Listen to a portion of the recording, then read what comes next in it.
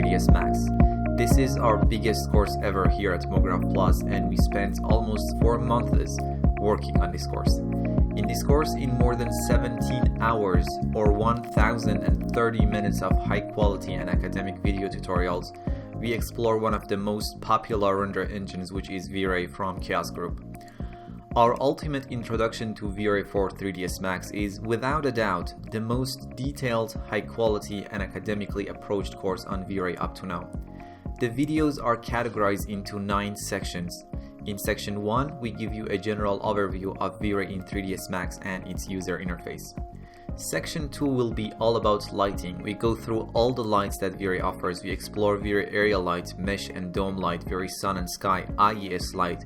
We'll learn how to use standard 3DsMax lights with V-Ray and learn about V-Ray lighting tools like V-Ray Light Lister. And we'll literally explore every single option and light and parameter with practical examples and visualize how they work. In section 3, we talk about global illumination or indirect lighting. First, we'll learn how light rays work in real world and how V-Ray simulates the same behavior using global illumination. Then we start learning about all the GI engines that V-Ray has, like Brute Force, Radiance Map and Light Cache. We learn how to use these engines in different lighting scenarios to produce the most realistic lighting possible. We explain every single available parameter in the GI tab of V-Ray settings with actual examples, and we finally learn how to render flicker-free animations with global illumination.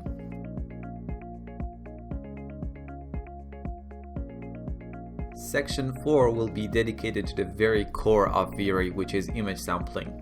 First, we'll learn the basic concept, and then we'll learn about bucket and progressive image sampler, global DMC options, image filters, and render masks. Section 5 is all about V-Ray materials, and this is the longest section of the course, and we spend more than 5 hours in 17 lessons explaining all the materials and maps that V-Ray has to offer. We start this section with V-Ray material or V-Ray MTL, and as this is the most important V-Ray material, we spend more than 1 hour explaining this material. Then we talk about bump and displacement mapping, blend material, two-sided, subsurface scattering, skin and car paint material. We'll learn about hair material, override and wrapper materials, and finally go through all the remaining materials and maps that are included in V-Ray.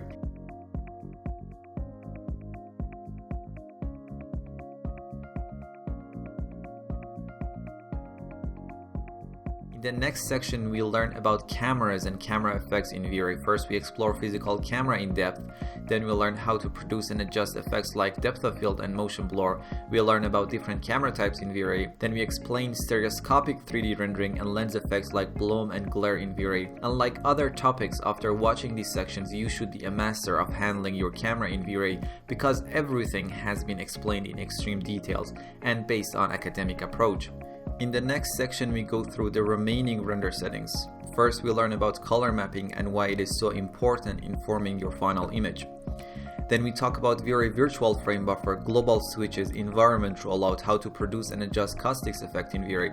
We talk about more technical and advanced settings in the settings tab of V-Ray. We'll learn how to use V-Ray RT to interactively render and adjust our scene in real time. Then in the longest lesson of the course, we discuss and explain V-Ray render elements or render passes. We go through all the render elements and learn how to generate different render elements and what each one adds to the final render. Then we'll learn how to composite those render elements using an external application like After Effects.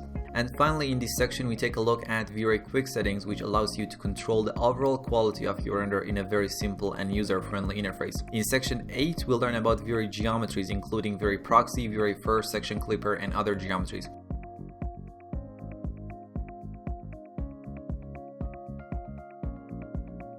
And in the final section, we discuss atmospheric and volumetric effects in V-Ray. First, we'll learn about V-Ray environment fog and explain all of its options using visual examples. Then we'll learn about aerial perspective, toon render effect, and in the final lesson, we'll learn about V-Ray volumetric grid, which allows us to import grid-based cache formats like OpenVDB and render them using V-Ray. First, we'll learn the basics, and after that, we import several OpenVDB files and try to adjust their shaders and settings to produce some exciting explosion, fire, and smoke effects. The ultimate introduction to V-Ray for 3DsMax is the biggest course we have ever produced, and we are very proud of that.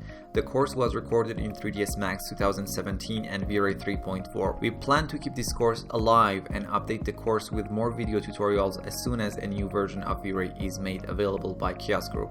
Hell, we are already planning to record a series of video tutorials as an update for this course when Vero 3.5 comes out. The thing about this inclusive course is there is a plan for every single moment of it. We literally wrote down scripts for each and every single lesson of the course. That's why I like to think of this course as 1030 minutes of pure and premium knowledge. So there you have it. If you are looking for a detailed, academically approached, high quality course on Vero for 3ds Max, I promise you absolutely cannot find better than the ultimate introduction to Vero for 3ds Max by Mograph Plus.